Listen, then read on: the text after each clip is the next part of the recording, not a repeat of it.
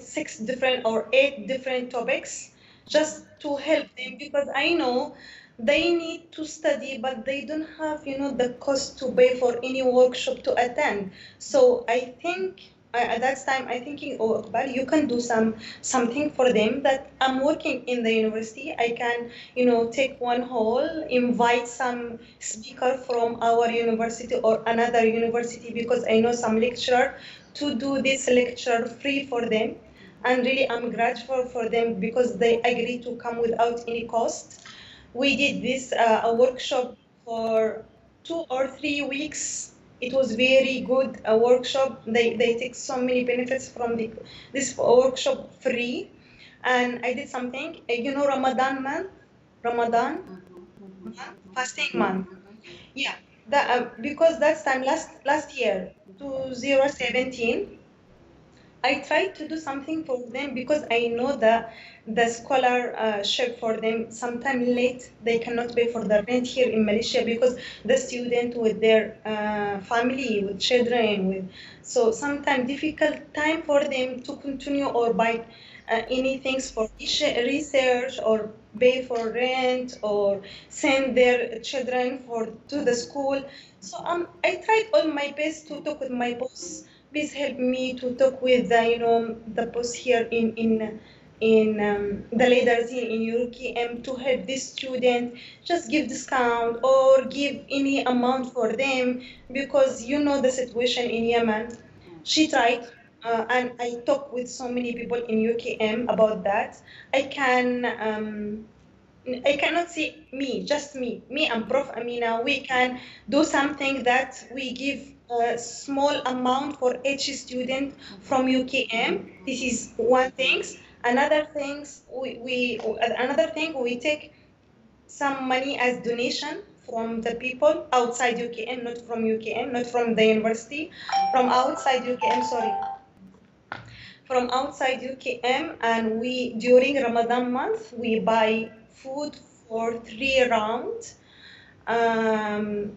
In the beginning of Ramadan, in the middle, and in the end of Ramadan. End of Ramadan, we bought something for Eid al-Fitr, for Eid al-Fitr, if you know.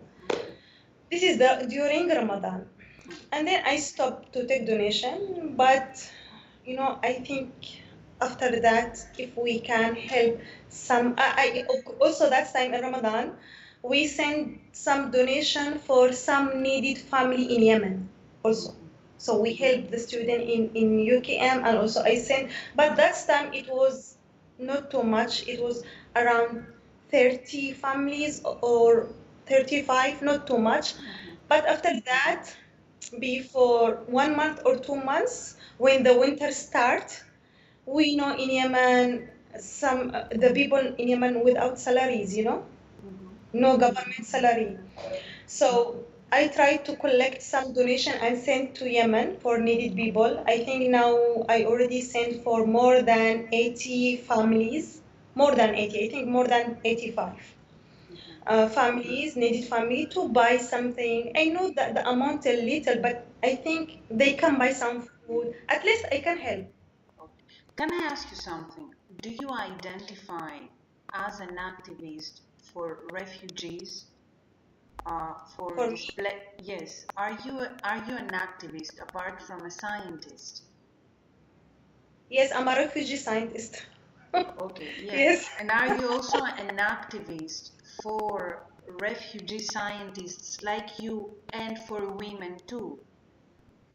For women Okay. scientists too? Are Yeah, you? I know what you want to know. Okay.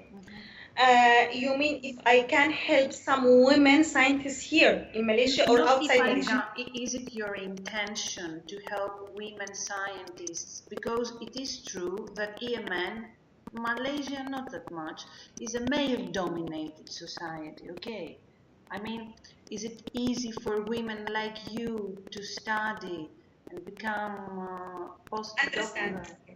Understand. How is the situation for women like you? Okay. I can tell you that last time, not now, long time ago, some family, not all the family. Some, if you watch my interview with KNH,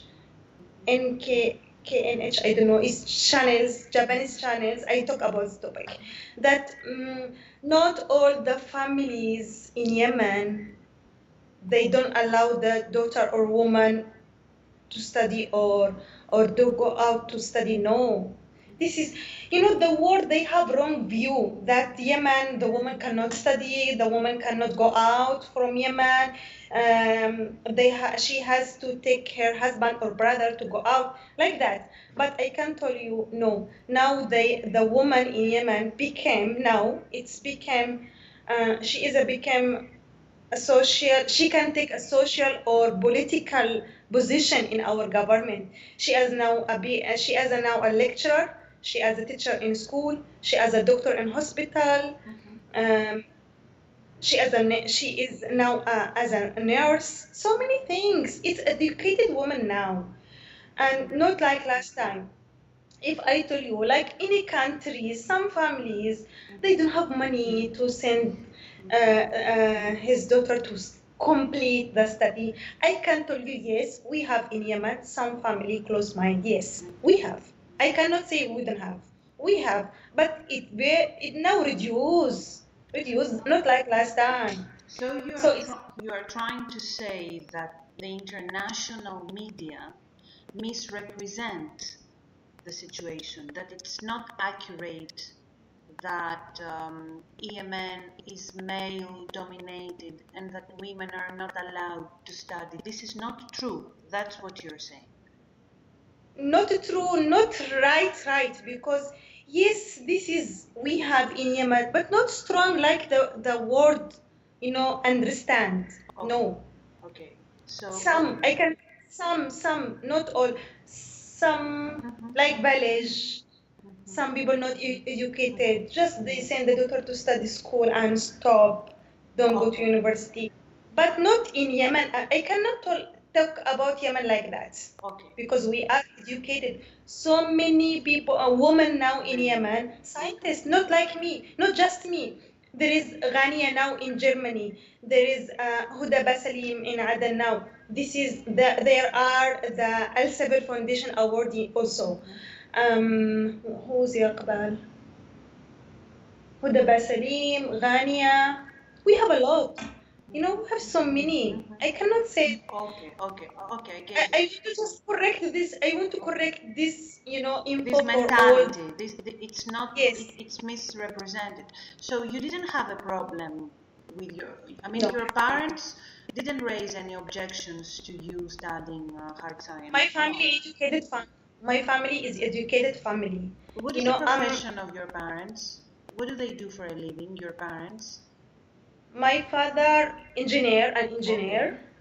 My mother housewife, but mashallah, very good. She has many things because broad-minded. Yes, and if you ask her about anything, she will answer you. Okay. I cannot say she can read. She can read and write. Not just housewife. Didn't.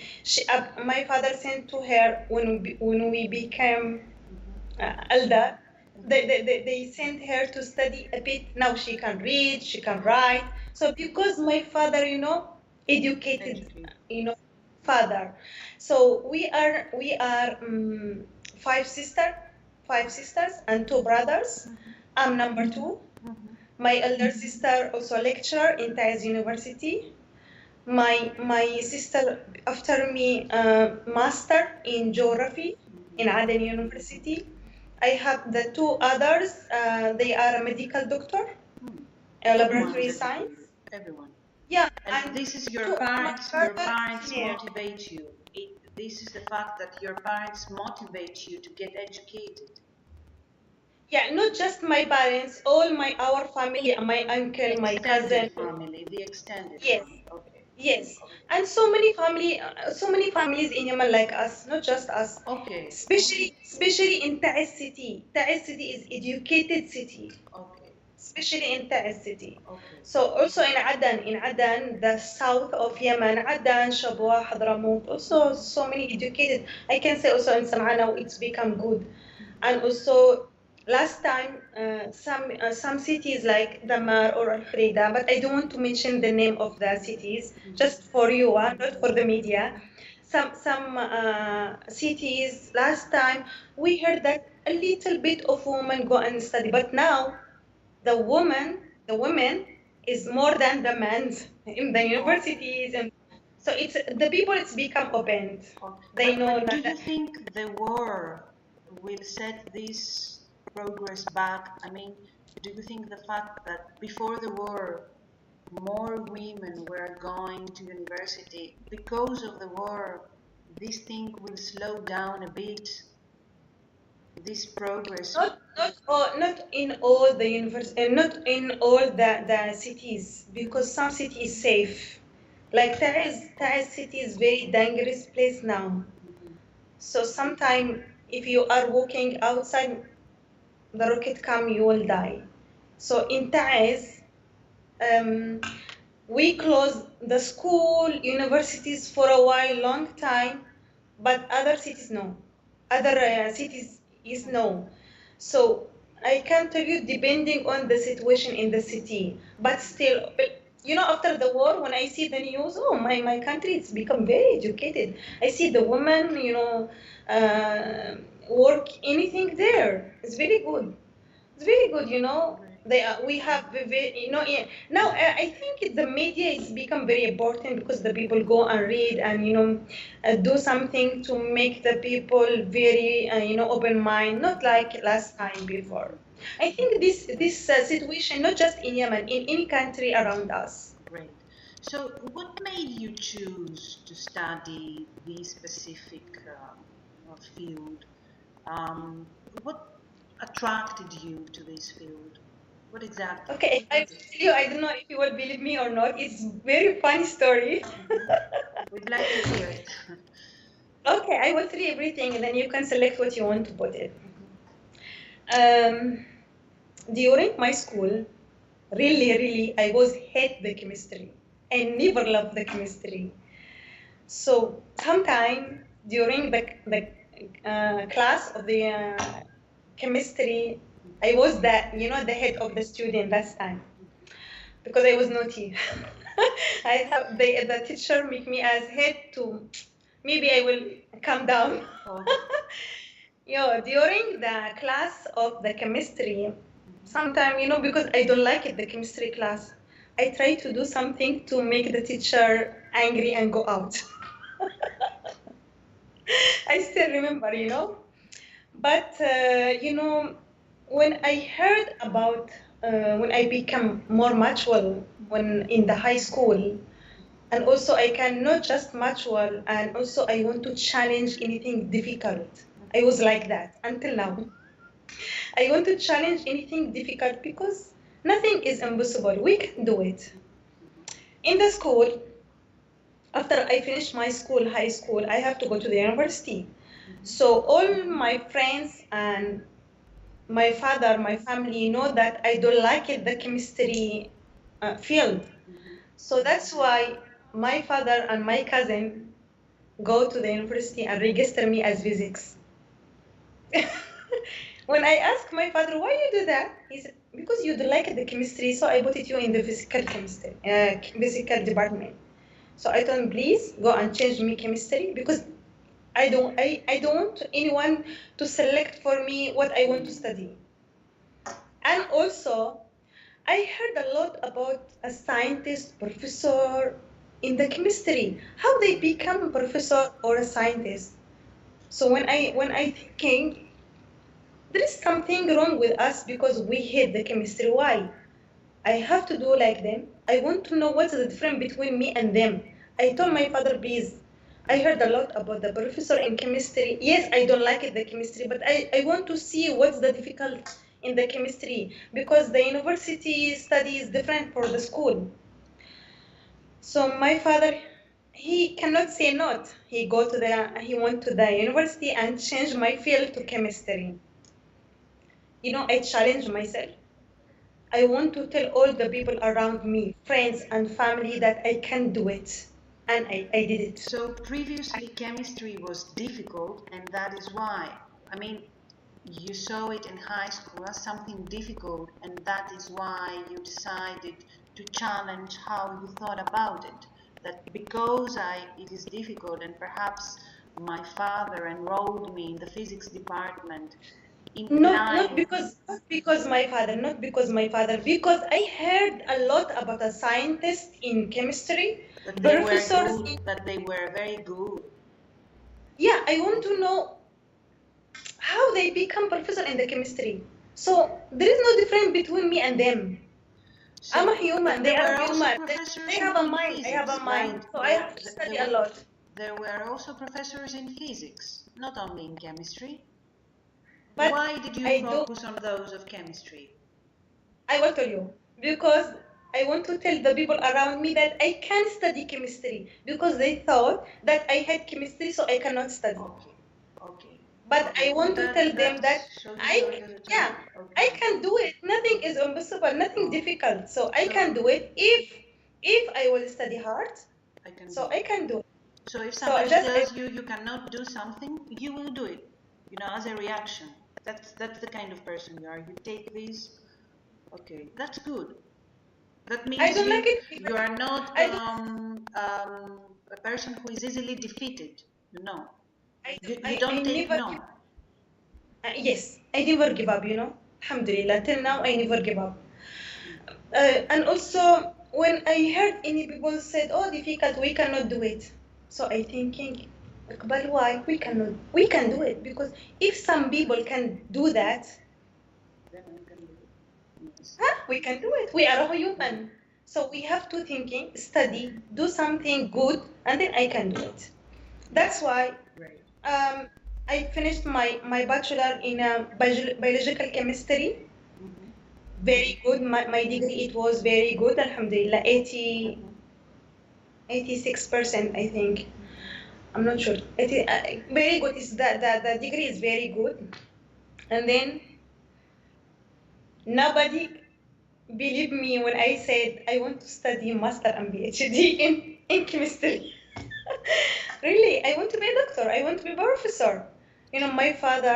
Can I ask you something? I would like to circle back. You said your father enrolled you in the physics department. Why did he choose physics and not, for example, teachers' studies or sociology or something like that?